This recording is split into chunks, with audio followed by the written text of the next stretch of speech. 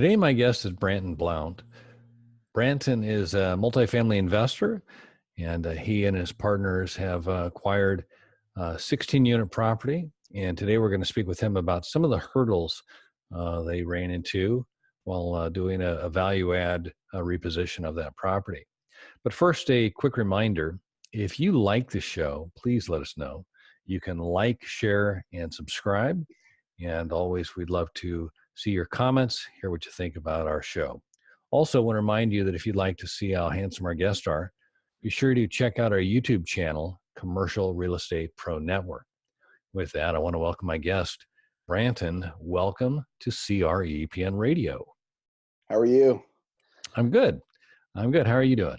Doing all right. It's starting to get real hot down here in Las Vegas. So it's the surface of the sun part of the year.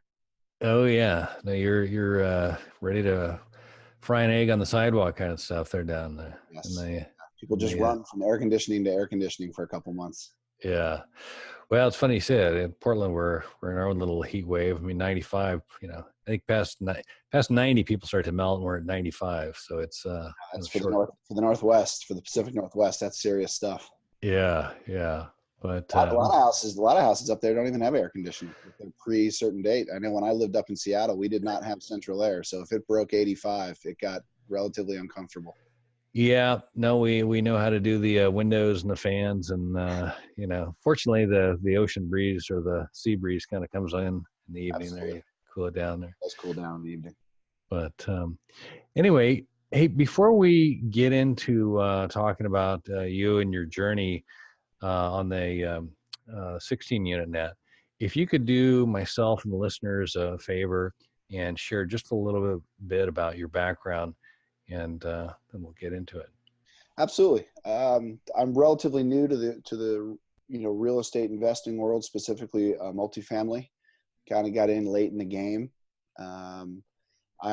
By trade, I've been in the military for 18 years, in the reserves now, and a criminal investigator for the U.S. government.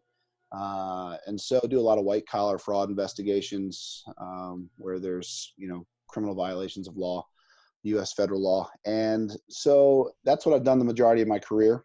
And somewhere in my mid to late 30s, I came across Rich Dad, Poor Dad. And I think that happens to a lot of people. And I realized that I was missing out on a large chunk of a way of thinking. And so that kind of a little bit of a paradigm shift. And so started to think about getting into the game, the real estate game. And, there's the excitement of investing, the creativity, the imagination, the efficiency of the systems and business. There's that aspect. Then there's the income. It's something you can do and generate without leaving, one job for the other. And so that's where I was. I was in Seattle when I started. I spent 10 years in Washington, D.C. in the beginning of my career, and then was in Seattle for 4 years. And now I find myself in Las Vegas, closer to family. But so that's my background, and learning how to leverage my acquired skills over the first 39 years to the real estate world. Got it. Well, you say you were late to the party. I would say that you made it. I did. You're at the party. A lot of people don't ever. They sense that and they feel like, well, I missed it, and not understanding that time marches on, and if you just got to get in, kind of thing to have some benefits there. But so, if we could, I'd like to hear a little bit about the property that you acquired and kind of the plan and some of the things that you ran into. And I believe, was this down was it El Paso, or I can't remember, outside of Dallas, Fort Worth, Wichita Falls. It's a small town. Wichita Falls. Okay. Yeah. About 2 hours outside of Dallas, Fort Worth. Okay. It was a little bit of it's a kind of a random market to come across. I started, I like many, you have the limiting beliefs when you get in. I don't have enough money to invest. And then you start to learn about partnering in joint ventures and all of the other layers of that. So I got a single family home rental that I bought from a wholesaler. I had been going to meetups and learning all the terminology and the various ways to acquire real estate that's not on the MLS, not officially for sale. And repositioned that, did a rehab. The idea was to flip it. Somewhere in there, I learned about passive income versus active earned income in the eyes of the IRS. So I decided to hold it and rent it for at least a year, kind of learn the ropes of self-management.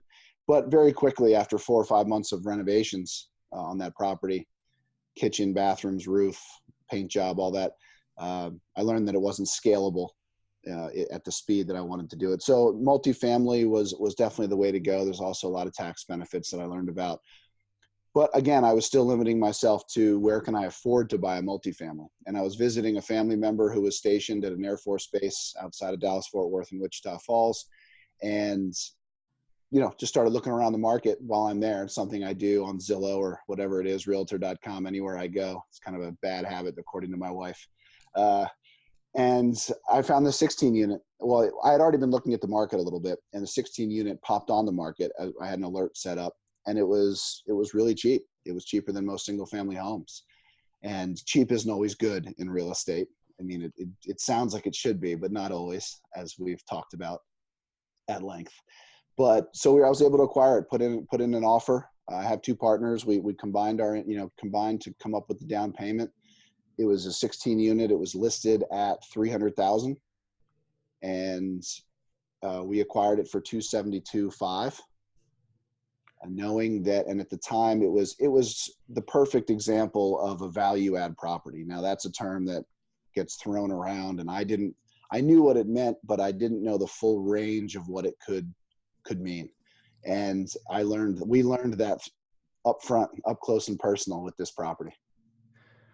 Right. So when you were doing your due diligence and you made your offer and got accepted, what was the thought process, or what did you think you were going to be doing as far as your value add? Or can you kind of lay out what the strategy was? Absolutely. The overall strategy within the multifamily realm and the value add was to have large enough margins to where we could purchase it, fit the renovation budget in, along with all other associated costs, direct and indirect, and then cash out refi. The goal and the strategy is to develop a buy and hold portfolio that pays for itself and hopefully some more. And so the goal was to do that in what we thought was going to be about 6 months to be able to renovate. And we built in buffers. Anything that a contractor tells me, having worked in those circles years back, if a contractor tells you 30 days, you should probably plan for 60 to 90. It's just one of those things. Risk mitigation for the overall project. And so we had 5 units vacant at the time we went under contract, and out of 16. So our plan was to renovate those 5, do some exterior work, and to keep in mind, this property was terribly mismanaged. It was on the edge of a transitional neighborhood, good location, across the street from the city hospital that employs several thousand people. It was from that perspective, if you're shooting for a blue collar, middle to lower class rent range target, this was perfect. It was half mile from downtown. It was across the street from the main economic engine of downtown, which is the hospital.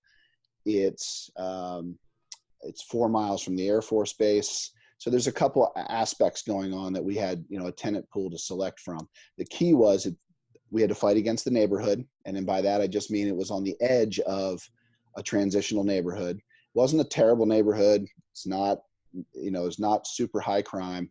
It was tied to the people, not the location. And there was no property management. They were non-responsive, very little tenant screening. They had no concept of who was actually in the property. And what we learned the hard way, the lesson learned, was the rent rolls they gave us. I don't think they lied to us per se, but they definitely weren't accurate on who was paying rent and who was not. So that was a learning curve. We did the door-to-door due diligence. We talked to people, but until you own it, there's certain things you don't find out. Right. No, and I want to ask you just on that, because I think due diligence is something we talk about a lot on this program, and I think like you, I think a lot of lessons are learned by doing. And it's that you learn a lesson once and you hope to never repeat it, kind of thing. But that's an experience base. So on the rent roll, so you say you did go kind of door to door and talk to people and verify that there was physical occupancy. Did the records not match up, or were you able to see the The bank records, there weren't records? very many records, so we were filling in gaps. I mean, they had one tenant application.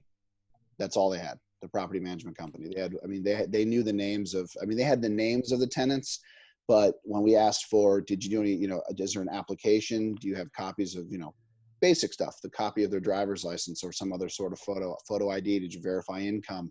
Do they have a job? Are they on Social Security? Whatever it is. How are they paying rent? How did you qualify them? Did you do criminal history checks? None of that. So Wow. they said, I mean, when they dragged their feet in getting us the documents, which is another lesson learned. Don't say make sure your contract says, we're not going to close 45 days or due diligence doesn't start the day after the ratified contract. It should say whatever your period is, 21 days, 45 days from the time all due diligence documents are received, because those are the little pieces of language that can really, they drag their feet with the paperwork, and all of a sudden you find yourself five days from your money going hard, your deposit, and you're just now getting the rent roll. Right. No, and it's funny, you hear a lot of these things and they may not mean a lot until then you get into a deal and you find out if you just done that, you could have so many protected headaches yourself from these kinds of things. But in general, we did good walkthroughs. We saw the quality of the apartments. We were able to do, we had a detailed checklist, things like that, to get to, unit by unit. We did take the time in the heat of Texas and the humidity to go unit by unit. A lot of the air conditioners weren't working, so it's a hot, sweaty venture. And we did have a chance to talk to the people, see the condition of the properties, walk away with checklists for all 16 units. So we were confident in that. And we also know that, what's behind the walls, there's always that risk. So, and the building was built in early 1900s, 1924, I believe it was. So there's factors there you have to consider when it comes to electrical and plumbing and things like that. The roof had been replaced. So we did our major core due diligence. We knew what to look for. My partners and I had worked in construction in the past, so we knew just enough to be dangerous in that respect. We did the best we could. I think there's a couple things we could have done better, like I've already mentioned. But now we know, and when you're new, there's this feeling like you don't want to annoy or, make you don't want to jeopardize the deal by asking too many questions or the wrong questions. So you almost have this polite aspect about it. Now, knowing what I know now, you go in there, you ask the questions, and if they're not willing to answer them, you walk away from the deal. You're not really, you can be nice about it. You don't have to hurt their feelings, but there's that line. Yep. No, I share your sentiment and your experience there. It's like, if I knew then what I know now, I would have handled it differently, kind of thing. Absolutely. So, all right. So the plan was there were 5 vacant units. 5 vacant units. And we used a 12-month bridge loan, or a national hard money lender who we had already developed a relationship with. Okay. It was same as cash. We funded part of the high interest. It was 10.99%, but we didn't have a schedule of real estate to demonstrate. So your supply of lenders that will work with you, especially on a heavy value add, unstabilized, will with a low NOI or no NOI, net operating income, it slowly dwindles when you're new, when you don't have a ton of liquidity, you don't have a ton of net worth. We have good credit scores and salary. So as a federal employee, so that's lendable from a bank's perspective. Sure. But just as a pick me kind of thing from a bank standpoint, they're going like, nah, this just doesn't fit our model kind of thing. Absolutely. And so you really have to be able to articulate what you're going to do. You have to be able to clearly and concisely demonstrate that on paper. And I think that's how we overcame it. And it's a small town. You have to use that to your advantage. If you go to a small town that has community banks, or hard money, but community banks, you need to be talking to those people in person, because they have local decision-making authority. 6 or 8 or 12 of them can get together once a week and they make the decisions on the loan. Bank of America, Citibank, whoever you might, the big banks, you don't even know what state they're making that decision in. Right. And Right. so you really need to use that to your advantage and put yourself out there, your character, your ability to articulate the project, what your strategy is, and why they should lend to you if the property isn't speaking for itself yet. And that's the key that we'll get to here in a minute on the back end of this property. But yeah, so we went under contract to not to get too far ahead of myself. And this was definitely something we learned regarding reserves and having reserves. You know, at the end of the day, if you're trying to get in the game, sometimes you just have to pull the trigger. We'd all love to have an extra couple $100,000 in reserves, but Sure. sometimes you have to just, the deal is there, the numbers work, we underwrote it, we were comfortable, and we just said it's time to dive in. And then at the end of the day, it's a $300,000 asset. It's not a $3 million asset. So if you're going to get beat up on something and make some mistakes, do it on a small property. Right, right, right, right. No, and I share your sentiment there again. You know, it's something that you can learn with as opposed to something that's going to put you out of business before you Absolutely. get started, kind of thing. So let's go. So we close. You use the bridge loan. You get the. So was the plan then to renovate those 5 units and get them up Absolutely. to? It Okay, was a little bit like draft day. I mean, you are on the clock. The second that okay, thing closed, we knew that we were 12 months and counting. Something else to look into, and you know, again in the future, have an extension built into the contract, 18 months, 24 months, just so that when the inevitable happens, you have some wiggle room on time on the calendar. But we created a scope of work. We talked to contractors. We developed a basic per unit cost to turn. So and our contractors were great. That's one thing that really came through. They were local. They were responsive. They did good work. They had a decent business sense, which I think is where most contractors fail. They might be very good at their craft, but not very good at running their business. They had really good subcontractors. So we got lucky there, and they were almost turned into project managers for us. I mean, day to day, kicking people out and doing all kinds of crazy stuff. But the goal was the 5 units, some exterior work, get those leased up, and then continue to move because we had leases in place. So the goal was to turn the units as the leases expired.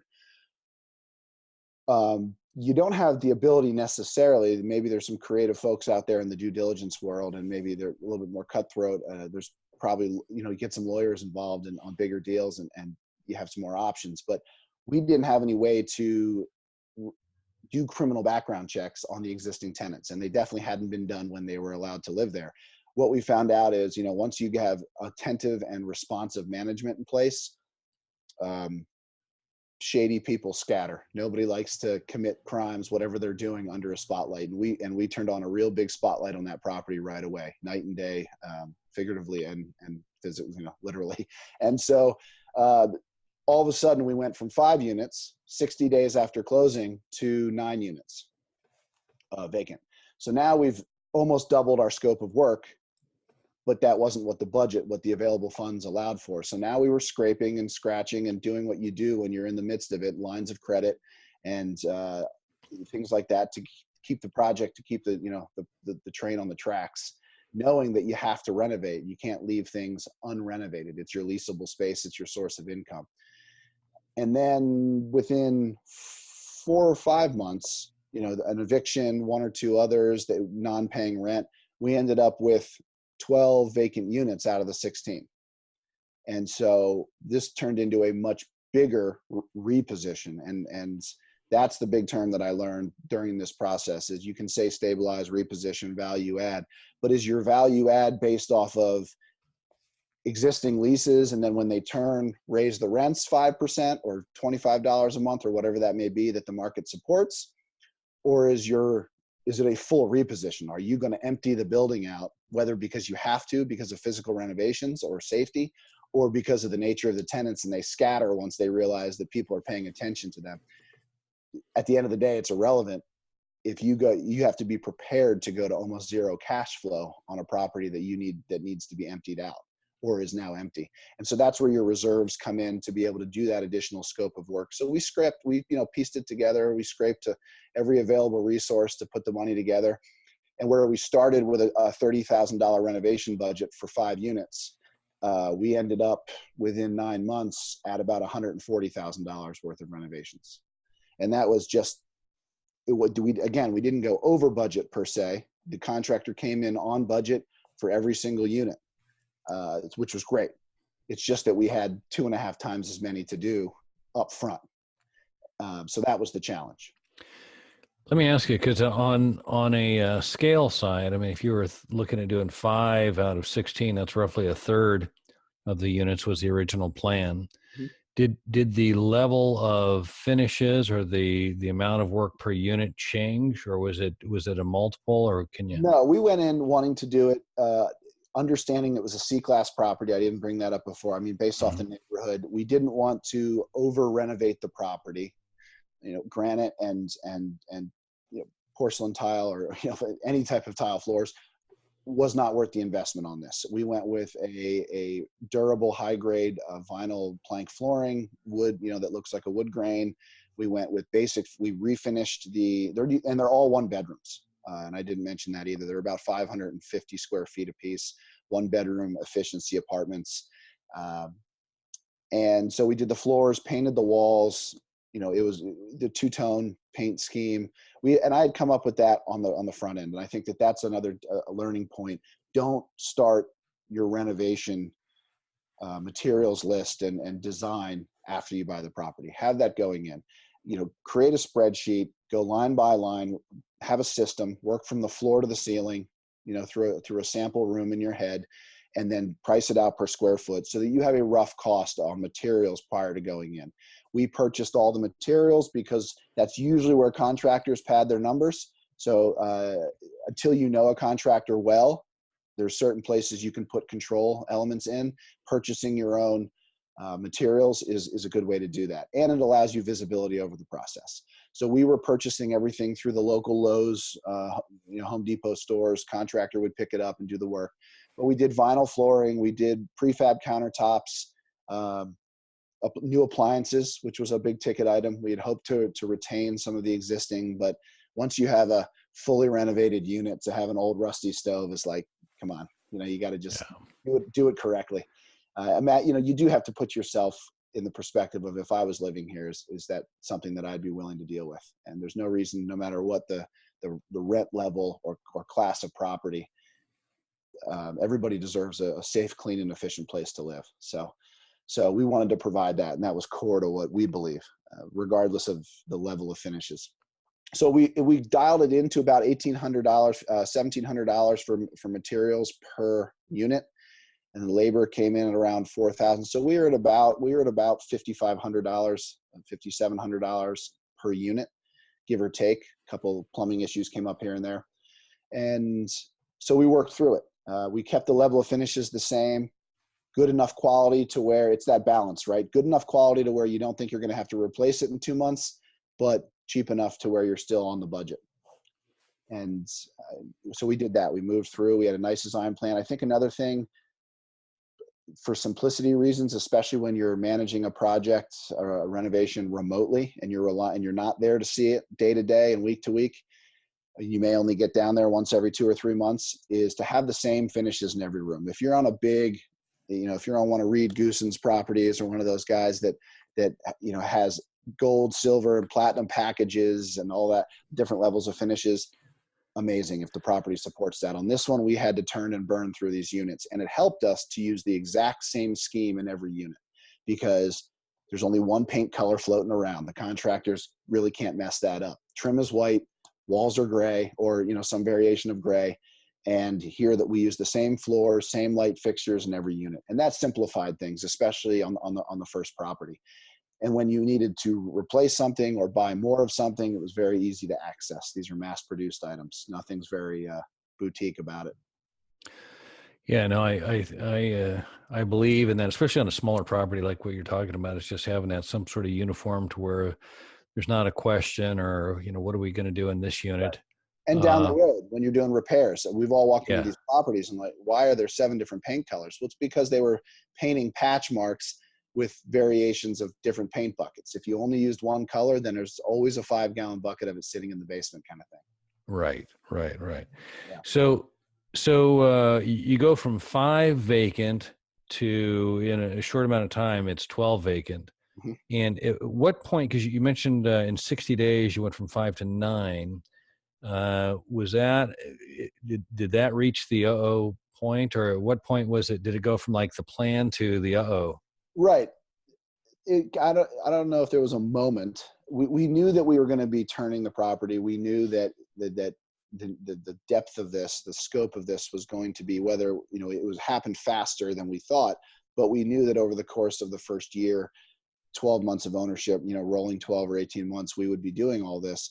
It just happened very quickly. So That put us in a very cash flow negative position. We had zero cash flow coming in. We were carrying the monthly interest payment on the interest only bridge loan. And so we did okay with it. You come up with the money, you do what you have to do to get through the first project. And you understand that you really have to kind of dial everything in now. We're at an expanded scope of work. We're paying for the property out of pocket. So speed is of the essence. And day one, the first unit that was done, we called a local design company. They usually stage rentals or longer term things, model rooms. We had them come over.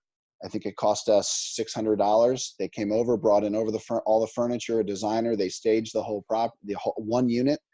We photographed it with a real estate photographer. And now we had polished listing photos that we could use for all future units because they all had the same footprint. And that was key so that we could get a listing online, build out our property management because we were self-managing it, get the ad online, and start to lease these up as the work was underway. got it. So timeline, that's what I was kind of looking for, is so day one, you got 5 empty. How quickly were you able to renovate those 5 to where you were able to get some? Initially we were doing 2 units basically every 14 to 21 days. Okay. They were, tearing out the floors. There was a fair amount of demo because these places had really nasty old 25-year-old carpets, and you get pest control in there and do all the other things you want to do to have a clean slate to work with and to assess anything else that might be going on. So we don't put a Band-Aid over it. Tub surrounds, hardware, take out the old vanities, put in pedestal sinks, which frees up space and looks sleek. New vanities, paint the cabinets, new hardware, new floors, new light fixtures. It has drop ceilings, which we wanted to get rid of, the tile ceilings. But unfortunately, somewhere in the past, they had put in a lot of new pipes and gas and things like that and used the drop ceilings to hide it all. So we were limited there. A couple new doors. A lot of the door jambs had gotten the boot from local law enforcement at one time or another. So we had to replace a fair amount of door jambs and locks. But that's fine. That was all part of the process. And so we were doing 2 units, roughly 2 units every, like I said, 14 to 21 days. And so we were still moving through that. And we started around month 2 is when the work really kicked off. Okay. So yeah, that's what I was trying to understand, is if you were able to get people there day one or so. But so 60 days in, you got your crew showing up and you're starting, but all of a sudden now you went from the 5 to now you're 9. Right. So now, okay. So you doubled your vacancy in a hurry. Yes. And okay. So did you get through all 12 units? Did you end up renovating all 12? Sure Okay. have. We wrapped up about mid-April is when we Okay. got through 13 units. Well, yeah, 12 units. We moved some existing tenants that we retained from unrenovated units into the new units. We negotiated a couple stipulations. We'd want them to start a new lease, and we would do a new lease rate, new rent rate. One was a Section 8 tenant, so you do want to check into the local housing office and see how much you can increase. If they stay in their existing unit, I think it was a $9 maximum that you could increase. But if they went to a new unit, they didn't care that it was renovated. They look at that as a full move, as if it's a new property. So now the entire contract is renegotiated under Section 8, under the state Section 8 affordable housing. So we were able to get a good bump. And that person she has lived in that property, God willing, help her, for 30 years. I can't only imagine. So good karma to keep her. She's like the godmother of the property. She lets us know everything that's going on, whether we want to know or not. And but we were able to move them into renovated units and then work behind them into the unrenovated. So we've got 13 out of the 16 renovated. And it was time to go knocking on the doors of the banks, because we were eight months into a 12-month loan. And a lot of those loans have an incentive, or rather a disincentive, to getting too close to the 12-month mark. So what they'll do is they'll hit you with a 1-point fee around the 9-month mark. So if you refi prior to that, you save a fair amount of money. So that was looming on the horizon the entire time in the back of my mind. So we pulled it off. I started talking to local banks, and I know we touched on this earlier. I Googled every community and local bank in town. The contractor knew some from business loans and working locally with some of them as business leaders. So he provided introductions to some bankers, and I basically went through the underwriting loan application process with 3 or 4 different banks, and we ended up with a credit union.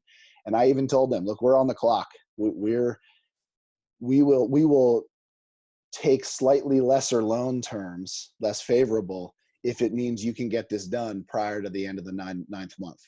And so I let them all know that. And I also let them all know that I had applications in with 4 other banks, and they all know each other. So a little healthy competition is, never hurts. And again, flew down there, had lunch with the bankers, took them out to lunch. Well, they took me out to lunch. That was an odd feeling, but I couldn't tell who was interviewing who, but really sold myself, because I had a property that was not leased up yet. The NOI was still very low. We had started the lease up process. We had 2 or 3 new leases in place, which was good. We established proof of concept of the original appraisal, calculated at the time of purchase, calculated a market rent of $500 per month. We were able to achieve $550. And the nice thing about having those, even though we weren't fully leased up, we had those leases in place to show the bank that we can achieve this in the local market based off the finishes and the property and the management. So that was good. It was good to be able to show some evidence, some proof of concept there. And the rest was, I think, they lent to us as people. They said, yeah, we believe in the community. We like what you're doing in that neighborhood. We think it's going to be good in the long term. We're willing to lend to you because we trust that you're going to execute what you say you're going to execute. And I think that was bigger than it was much bigger factor than just saying, you've got a stabilized process with this property with this NOI in place. Got it. So on the lease up and the timeline with the bank there, so are you fully leased today? No, we are at about 50% occupancy. And again, Okay. we just closed on the mortgage in mid-May. So we were able to, you can do a lot of things to affect the value, but ultimately none of it matters until the appraiser puts the number on the piece of paper. And so that's where you're all holding, it's the longest week of your life waiting for that appraisal report to come back. And because, we've got a lot extended into this, personal lines of credit, everything else. A lot of people would have been very unhappy in our lives had we had to carry that out of this project and into our regular lives. And that's where, when you're getting started, business money is personal money to a certain extent. And so it was, we were able to, the appraisal came back at $595. So we had effectively doubled the value of the property in 9 months, which was very exciting. It reinforced the modeling we did, the math we did, the projections, what we thought we could achieve. Now, we weren't leased up yet. The nice thing about doing a heavy renovation like that to an extensive scope is that industry standards in the appraisal world, and I can't speak for all appraisers, all states, but in this area, the appraiser said, well, given the scope of work, the renovations that you just completed, there's no expectation this close to the completion of that you would be fully leased up and have a strong NOI yet. So we will use highest and best use of that space in this market, which was great for us because we didn't have to hinge it all on the 4 units that were leased up at the time when we started the appraisal, the 5 units. So highest and best use, we showed him the leases again that we had achieved $550. So we were able to drag that number up in his calculations, and we got to $595. And that was a big number for us because we knew anything above $575, we would be able to pay off our bridge loan and completely pay back ourselves and basically break even and own the asset at the end of the day. Yeah, now it's Yeah, that's beautiful to be able to get in and get out. I think that that's something that gets lost sometimes as well. Is just that, especially when you're going to do a reposition, the ability Absolutely. to get your money back out of it and stuff. Um, and did you end up going with the local community bank then? Is that Yeah, went with a credit union, okay? opened a savings account with them to qualify as a, that they have all those rules with the local credit unions. But it was great. They were really, you walk in and you talk to 4 or 5 people and you've met just about the entire bank, and they're great people. It really helped us out, and it was my first time doing a commercial loan. I've bought and sold many personal residences, VA lending and FHA. It was such a relief to be working in the commercial world. It was so fast, so streamlined. None of the crazy stipulations that you end up with a mortgage broker doing a conventional residential loan. And so that was a really nice part of the process, to tell you the truth.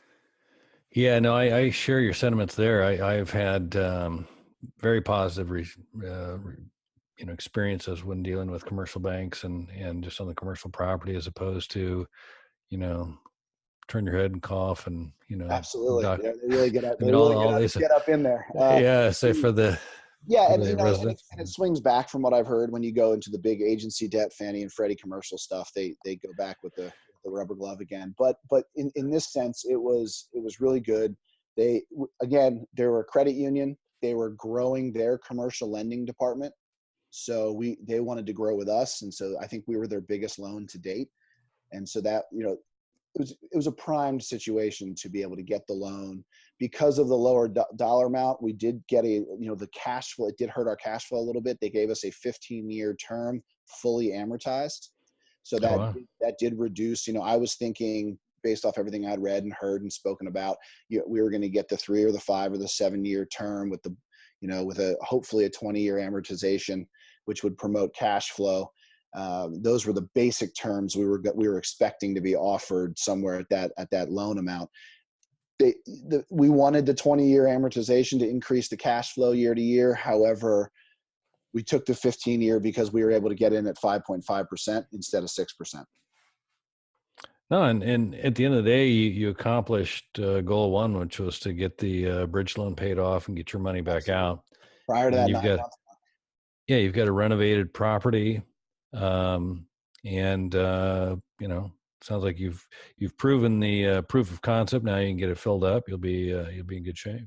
Absolutely. And you have to look at it as I tell myself, you listen to thousands of podcasts, you read all these books, you hear it from people who have perfected their craft to a 95% solution, and then that becomes your point of comparison. And at times you have to sit back, especially when you're new, and for anyone going through it, taking their lumps and learning it day to day as they reposition or do evaluate or whatever their strategy is. This is your first deal. If you can get in and you can get out, and you can meet whatever the goal was, or you were able to adjust the goal as necessary based off what you were presented with and remain agile and flexible and still come out on top, then it was a success. And if this property now has us in the game, we are multifamily owners, we are managing, and that is the minimum for a lot of other types of lending, talking to a lot of other types of brokers. So if we want to scale into a larger market, we now have some level of credibility, which is really key. The door is open and we have our foot in it. And through the local banks, they really like us. They liked how responsive we were. They liked how clean our paperwork was, how organized it was. And I was thinking, man, this is a colossal mess. And the bankers were like, no, this is better than most of the things we see. So you never know what, you can't speak to that. And on that, they said, if you ever want to do any other type of lending, if you ever want us to introduce you to any people that might be interested in passive investing with you, and all of a sudden doors started opening. So that's what this first deal is really about, is networking with the bankers, with the brokers, and having that schedule of real estate on your books. No, I think you've passed the first test. I mean, you got a property and you successfully were able to reposition it, get a refinance, get your cash back out, and Absolutely. you're on your way. Do you have any kind of a sense of where next, or what are you guys talking about doing next? Or Absolutely. We knew going in, this is a small market for the same reasons it was easy to acquire the property, both at the price point and also the lack of competition.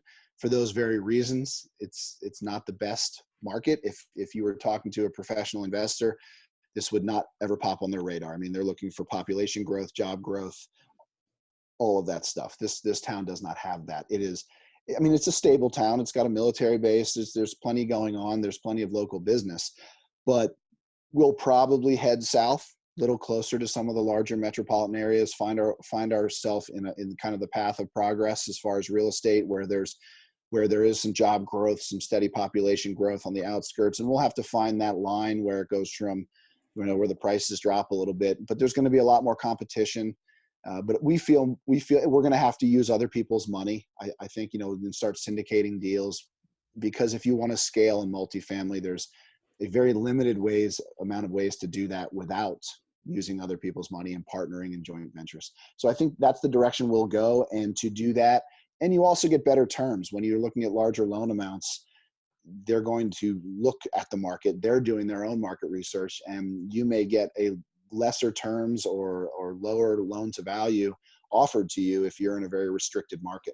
So we know that to scale and to grow, we'd like to get to 300 to 500 units in the next 5 years. And so we have aggressive goals. We want to do that. And we know that we're going to have to expand our horizons, both in the market and the way in which we fund the deals. So there's some learning curve ahead of us, but we feel as though do the first one as best you can with your own money, regardless of the market, so that you can just get into the game and really learn. Because at a certain point, you can't, if you never get to the run phase, there are things you'll never learn. Right. No, I share, again, you and I have talked at length, and I'm a member of your church there, as far as the get in and just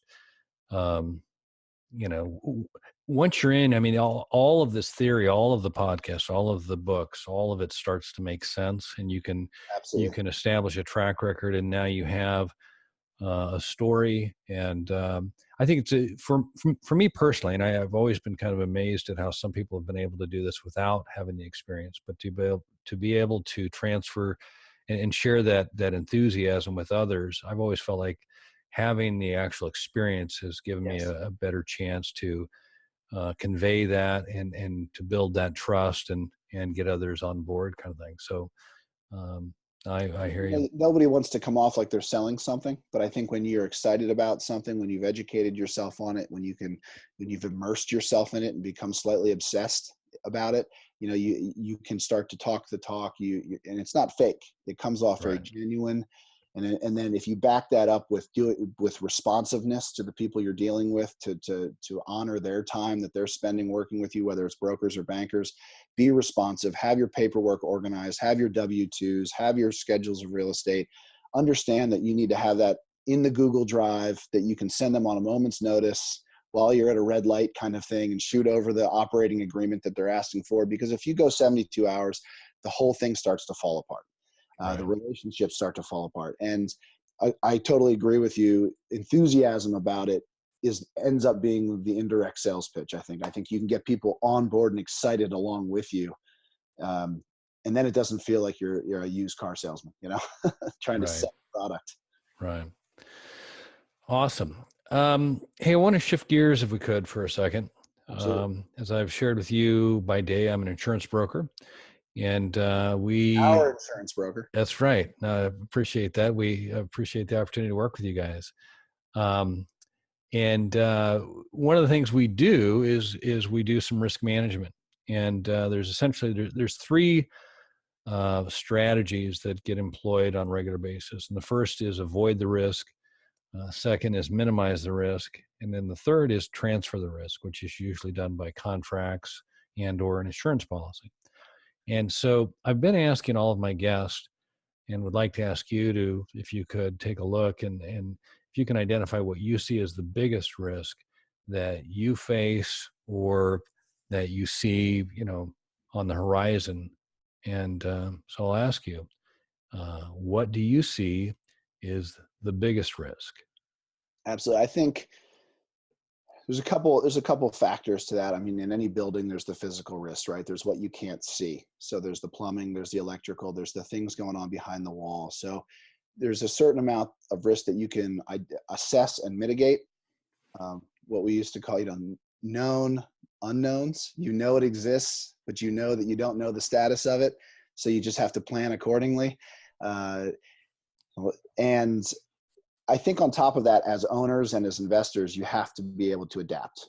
I know a lot of people that in a lot of forms, whether it's military or law enforcement or wherever they are, they create a plan and they get so tied to that plan that they lose their flexibility and they lose their ability to adapt quickly. And I think adaptability is the key. And there's a term that we do use in my other line of work, which is risk. You're going to mitigate, you're going to assess, but you're also going to adapt to risk. You're going to adapt and you're going to overcome it. And so if you know you're accepting a certain percentage of it and then you accept it and you move forward, I think that allows you to then react when you go from 5 units to 13 vacant. That's a risk that you knew could always happen. You hoped it wouldn't, and it did. So how are you now going to handle it? And your ability to adapt quickly, come up with a new plan or adjust the plan and move forward on point and on target will allow you to succeed. And so I think that's bigger than a physical risk of a pipe or whatever that is. It all falls into the category of pivoting and moving forward. And then I think you have to be able to assess the situation and then not to mix too many metaphors, but to pull the trigger on starting. Okay, where do we go from here? Because we still have to because the project doesn't stop. We still got to get to the goal, the finish line. And so I think as investors, your ability to remain flexible, don't get off target. Don't go off on tangents and change the plan throughout. Stick to the plan, but also understand that at any given time, the plan will change whether you want it to or not. Right. No, that totally makes sense to me. I mean, there's a test coming, whether or not you're ready for it. Absolutely. You're going to find out if you're ready. Absolutely. Yeah. If you get in that risk adaptation mindset, then I think you can overcome just about anything. No, that's awesome. Especially if you have a good insurance policy in place. Yeah, I appreciate that. Hey, Branton, where can the listeners go if they'd like to learn more or connect with you? Absolutely. Email is probably the best way. We decided, some people go with the business cards and the websites first, and then they go after real estate. We decided to get the real estate first and then build out our business after the fact. So we don't have a shiny website yet. We're gonna work on that. Email is the best way. First name Branton, B as in boy, RANT as in Tom, ON @AOM-E.com. So that's AOM-E.com. And that's AOM Enterprises. Gotcha. I'll put that in the show notes. Shoot me an email, and I'm happy to answer any questions and work with anybody and provide whatever information I can provide. If nothing else, just support. Keep going if you're trying to get through your first project. Oh, that's awesome. Branton, I want to say thanks for taking the time. I've enjoyed it and learned a lot about how you guys did what you did, and that's a great story. And again, thanks for sharing. Absolutely. Thanks for having me on, and look forward to talking to you again soon. Hopefully doing a new policy on a new property. I love those calls anytime. Have a great day. All right. Thanks.